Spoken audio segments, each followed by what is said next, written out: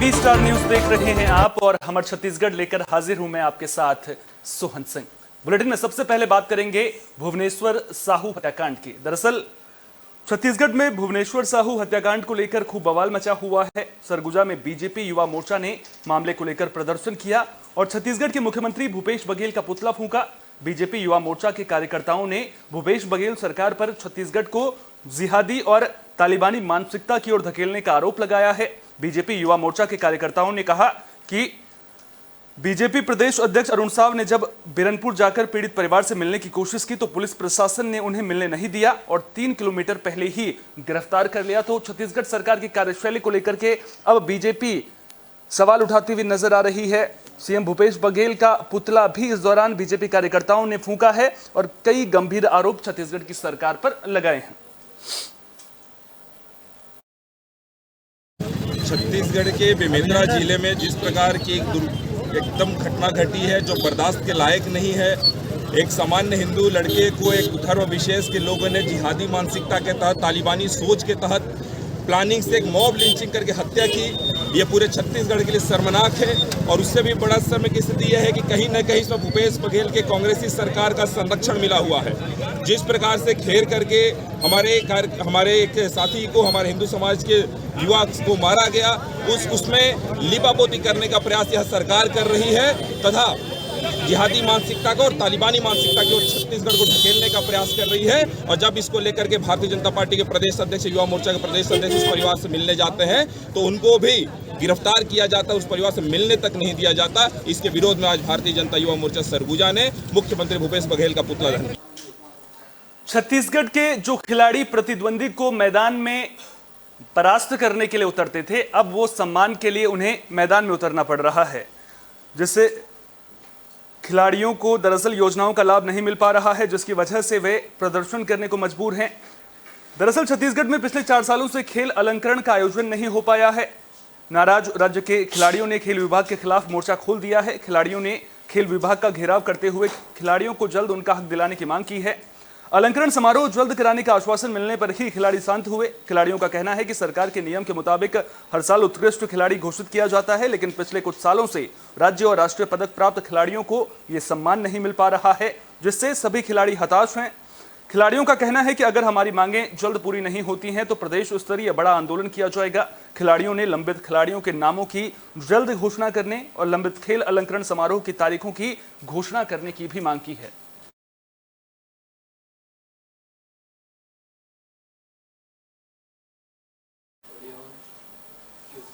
Bulletin में बात गरियाबंद की, जहां रोजगार की मांग को लेकर प्रदर्शन देखने को मिला है। दरअसल युवक और युवती सड़कों पर उतरकर प्रदर्शन करने को मजबूर हैं। तो रोजगार की मांग को लेकर कमार भुंजिया विशेष पिछड़ी जनजाति के युवक और युवतियां प्रदर्शन कर रहे हैं।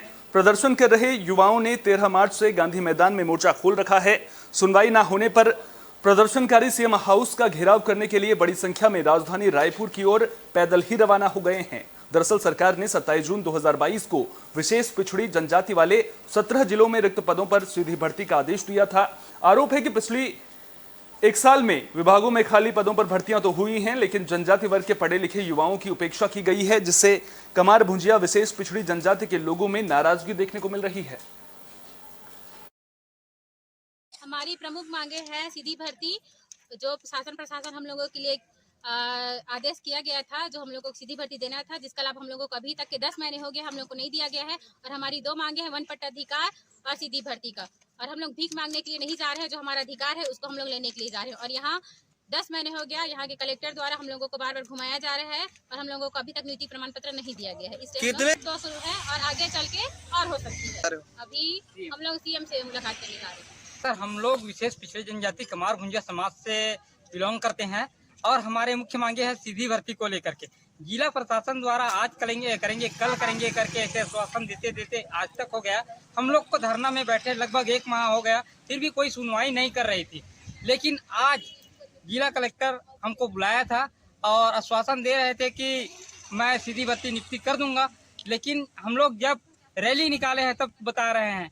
तो इसलिए हमारे कमार भुंजिया समाज सीधा मुख्यमंत्री निवास तक जाएंगे और मुलाकात करेंगे। और कई क्यों नहीं हो रहा है ये सारी चीज की जानकारी लेंगे। और वन अधिकार पट्टा हमारे कमार भुंजिया समाज को अभी तक नहीं मिल रहा है, जिनको मिलना चाहिए। निचले पैरदान में, अंतिम पैरदान में खड़े कमार भुंजिया परिवार निवास कर रहे हैं, वहां तक कोई वन अधिकार पट्टा को दे ही नहीं रहे हैं। दंतेवाड़ा में आदिवासी ग्रामीण प्रदर्शन करने को मजबूर हैं। दरअसल जल, जंगल और जमीन को बचाने की मांग कर रहे हैं। तो दंतेवाड़ा जिले के पाहुरनार के आदिवासी ग्रामीण आंदोलन करने को मजबूर हैं। आदिवासी ग्रामीण सरकार से जल, जंगल और जमीन को बचाने, पर्यटक स्थलों में सैलानियों की छेड़खानी करने और गंदगी फैलाने समेत कई मामलों को लेकर प्रदर्शन कर रहे हैं। आदिवासी ग्रामीणों का कहना है कि सरकार बिना अनुमति के गांवों में सुरक्षा कैंप खोल रही है और पेड़ों को काटकर चौड़ी सड़क बनाई जा रही है। सरकार पर गांव के ग्रामीणों को फर्जी नक्सल मामलों में फंसाने का भी आरोप ग्रामीण लगा रहे हैं। बता दें कि ग्रामीण अपनी शिकायतों को लेकर जिला मुख्यालय जाना चाहते थे, लेकिन जिला प्रशासन और पुलिस के समझाने के बाद वे एसडीएम को ज्ञापन सौंपकर वापस चले गए। मेन मुद्दा ऐसे है क्योंकि रोड सबसे बड़ा नहीं बनना चाहिए, क्योंकि हम लोगों का जंगल जमीन पूरा रोड, बड़ा रोड में नुकसान होते जाता है। इसी वजह से हम लोग विरोधी है रोड का वजह से। हम लोगों का जंगल जमीन बचना चाहिए। क्षेत्र के अंतर्गत 3 दिवसीय प्रदर्शन था, उसको 2 दिवसीय से हम लोग धरना बैठ के इस आवेदन अनुभागीय अधिकारी से हम लोग ज्ञापन सौंप रहे हैं कि हमारा मांग यही है कि जैसे पेशा कानून 2022 संशोधन को हो जाए, उसके बाद चौड़ीकरण आवश्यकता नहीं है, वनोपज की उचित मूल्य गांव द्वारा ही तय किया जाए। जैसे हमारे लोग को महुआ या तेंदुपत्ता के रेट से ही हम लोग ज़िंदगी जीते हैं, इस पर शासन में तेंदुपत्ता का रेट बढ़ाया जाए तो ताकि ग्रामीण परेशान ना हो जाएंगे। 9/4/2023 को 4 पंचायतों को लोगों के द्वारा धरना प्रदर्शन किया गया, जो कि 3 दिवसीय था। और आज 9 तारीख को इनका ज्ञापन मुझे सौंपा गया है। ये 2 दिवसीय धरना प्रदर्शन किया गया है वर्तमान में, और इनमें इनकी जो मांग थी पेशा नियम 2022 का संशोधन, चौड़ीकरण की आवश्यकता नहीं है, और वनोपज की उचित मूल्य गाँव द्वारा तय किए गए उस आधार पर इन्हें मूल्य दिया जाए, और धारी डोंगरी पर्यटन स्थल ना बनाया जाए, और बिना ग्राम अनुमति की अनुशंसा पर रोड पुलिया निर्माण ना किया जाए। पुलिस प्रशासन द्वारा निर्दोष आदिवासियों को जेल में नहीं डाला जाए। छत्तीसगढ़ में भूपेश बघेल सरकार के खिलाफ पंचायत सचिवों का हल्लाबोल लगातार जारी है। पंचायत सचिव लगातार स्थायी नियुक्ति की मांग को लेकर प्रदर्शन कर रहे हैं। जांजगीर चांपा जिले के पंचायत सचिव संघ ने बाइक रैली निकाली है। किरा रोड के कर्मचारी भवन से शुरू हुई रैली कलेक्टर और जिला पंचायत कार्यालय पहुंची। इस दौरान पंचायत सचिवों ने राज्य सरकार के खिलाफ जमकर नारेबाजी की। बता दें कि सचिव संघ के आंदोलन का अधिकारी कर्मचारी फेडरेशन ने भी समर्थन किया है। सचिव संघ ने परिवीक्षा अवधि को पूरा कर चुके सचिवों को नियमित करने की मांग की है। आपको बता दें कि परिवीक्षा अवधि वो अवधि होती है जब शुरू के 2 साल में काम किया जाता है। जब वो परिवीक्षा अवधि पूरी हो जाती है तो उसके बाद सचिव ये लगातार कह रहे हैं कि अब जब उन्होंने परिवीक्षा अवधि को पूरा कर लिया है तो उन्हें सरकार स्थायी नियुक्ति दे। पंचायत सचिव संघ की एक ही मांग है, 2 वर्ष परीक्षावधि पश्चात शासकीकरण। चूंकि हमें नौकरी करते 27 साल हो गया है, और शायद 27 सालों में ऐसा हमारा एक ही संगठन है जो आज तक शासकीकरण के लिए तरस रहा है।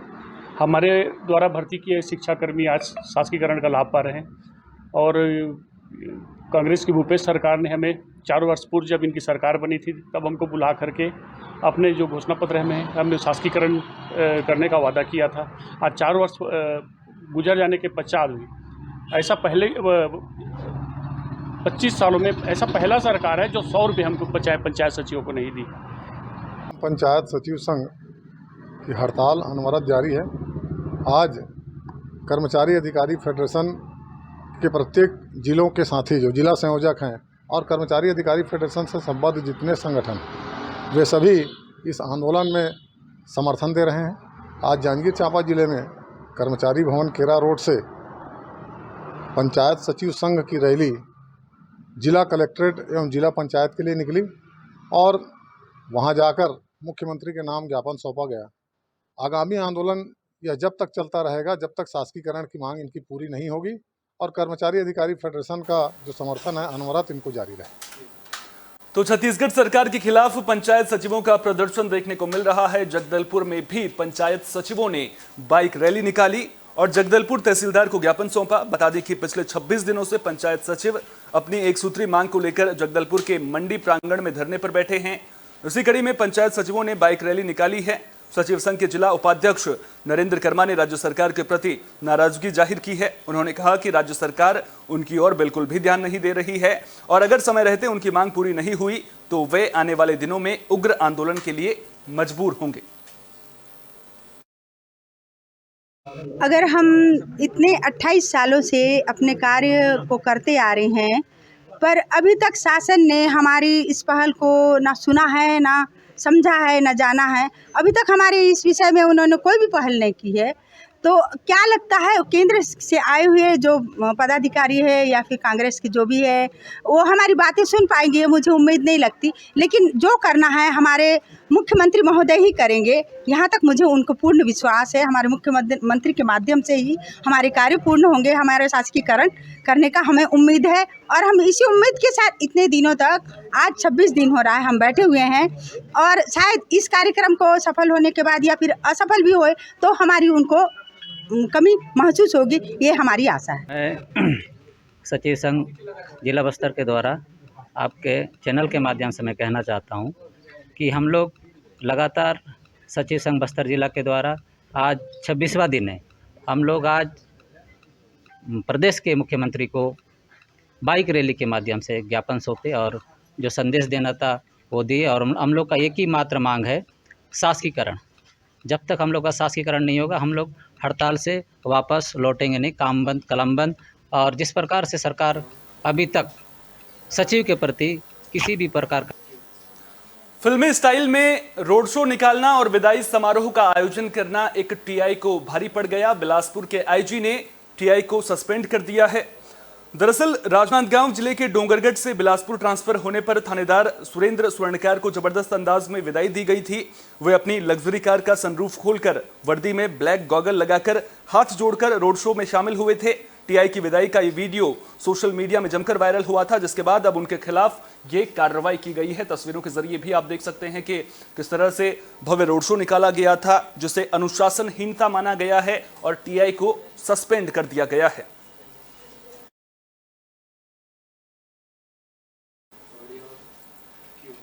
बुलेटिन में बात गरियाबंद की भी कर लेते हैं, जहां पुलिस को बड़ी कामयाबी मिली है। बाघ की खाल के साथ में 3 आरोपियों को गिरफ्तार कर लिया गया है। माफ कीजिएगा, तेंदुए की खाल के साथ में 3 आरोपियों को गिरफ्तार किया है। जानकारी के मुताबिक आरोपियों ने पानी में कीटनाशक मिलाकर तेंदुए का शिकार किया था, जिसके बाद आरोपी तेंदुए की खाल बेचने की फिराक में थे। लेकिन तीनों आरोपी महित्तर राम ठाकुर, धन सिंह नेताम और लेखराम साहू को सिटी कोतवाल और स्पेशल टीम ने गिरफ्तार कर लिया है। आरोपियों की गिरफ्तारी बारूला पैदी नदी पुल से की गई है।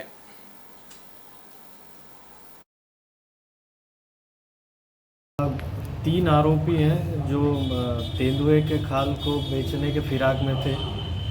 ये जो तेंदुआ है इन्होंने पीपरछेड़ी थाना क्षेत्र के जंगल में इन्होंने जहर देकर इसकी हत्या की थी और सिटी कोतवाली का जो बारू का जगह है वहाँ पर एक ग्राहक की तलाश कर रहे थे। उस दौरान हमारी स्पेशल टीम और थाना कोतवाली के जवानों द्वारा इनको गिरफ्तार किया गया।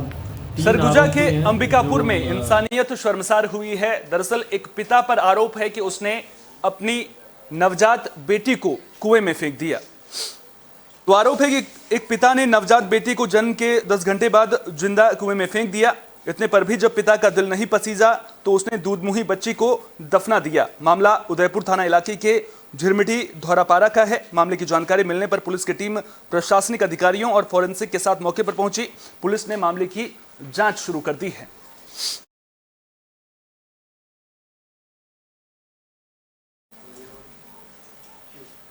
बुलेटिन के आखिर में बात है जगदलपुर की, जहां 3 दिवसीय गढ़िया महोत्सव की धूम देखने को मिली है। इस दौरान 90 जोड़े परिणय सूत्र में बंधे हैं। तो जगदलपुर में 3 दिवसीय गढ़िया महोत्सव की धूम देखने को मिली है। सांस्कृतिक कार्यक्रम के साथ 90 जोड़ों का सामूहिक विवाह धूमधाम के साथ संपन्न हुआ। बस्तर जिले के लोहंडीगुड़ा ब्लॉक की गड़िया ग्राम पंचायत में महोत्सव का आयोजन किया गया था। आपको बता दें कि पहले ये आयोजन 9 से 11 अप्रैल तक होना था, लेकिन बरसात की वजह से आयोजन 10 अप्रैल से 12 अप्रैल तक किया गया। महोत्सव के शुभारंभ के दौरान बस्तर सांसद दीपक बैज और चित्रकूट विधायक राजमन बिंजाम मौजूद रहे।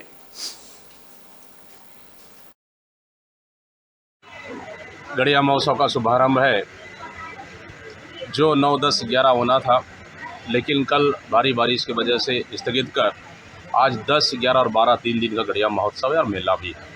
इसके लिए मैं सभी क्षेत्रवासियों को बहुत बहुत बधाई और शुभकामनाएं देता हूं। साथ ही बहुत रंगारंग कार्यक्रम जो बाहर से आए कलाकार भी प्रस्तुत करेंगे, भव्य तरीके से आयोजन किया जा रहा है। और इसके साथ ही आज बास्तानार विकासखंड और लोहंडीगुड़ा विकासखंड के दोनों ब्लॉक के लगभग 90 जोड़ों का मुख्यमंत्री सामूहिक विवाह कार्यक्रम आयोजित हो रहा है। हमारी सरकार माननीय मुख्यमंत्री भूपेश बघेल जी की सोच है कि जो गरीब परिवार अपने आप को शादी नहीं कर पा रहे हैं, अपने परिवार बच्चों को शादी नहीं कर पा रहे हैं, उन परिवारों के लिए माननीय मुख्यमंत्री भूपेश बघेल और छत्तीसगढ़ सरकार पूरी तरह से मदद कर रही है। उसी के तहत आज सामूहिक कन्या विवाह का आयोजन किया जा रहा है। तो निश्चित रूप से मैं सभी नवविवाहित जोड़ों और पूरे परिवार को बहुत बहुत बधाई और शुभकामनाएं देता हूँ। महोत्सव जो पूर्वजों से चले आ रहे थे, उसमें भव्य रूप से मैं हमारे यशस्वी सांसद श्री दीपक बैज जी को धन्यवाद देता हूँ। इसको भव्य रूप से मनाने का निर्णय लिया है और ये 2य वर्ष है जो भव्य रूप से आयोजन गड़िया महोत्सव को मनाया जा रहा है। इस महोत्सव का खासियत ये है कि यहाँ की जो संस्कृति है, जो बस्तर की संस्कृति है, हमारे समाज का जो संस्कृति है, उस समाज की संस्कृति को यहाँ प्रदर्शन करने का एक बहुत बढ़िया प्लेटफार्म माननीय सांसद महोदय जी ने दिया है। और आज हमारे चित्रकूट विधानसभा के क्षेत्र के 2 विकासखंडों का जो सामूहिक विवाह हमारे छत्तीसगढ़ के मुखिया माननीय श्री भूपेश बघेल जी ने जो गरीब निर्धन छात्रों का विवाह करने का हमारी सरकार की योजनाएं हैं, उस योजना से आज 90 जोड़ों का विवाह संपन्न होने जा रहा है। मैं नव वर वधू को मेरे तरफ से और पूरे क्षेत्र की तरफ से और उनके परिवार को बहुत बहुत बधाई देता हूँ। साथ में सभी हमारे क्षेत्रवासियों को इस गड़िया महोत्सव में आने का आमंत्रण भी देता हूँ और उनको बहुत बहुत बधाई और शुभकामनाएं भी देता हूँ। हमारे छत्तीसगढ़ में फिलहाल के लिए इतना ही। देश दुनिया की तमाम अहम खबरों के लिए बने रहिए AB स्टार न्यूज के साथ। फिलहाल दीजिए इजाजत। नमस्कार।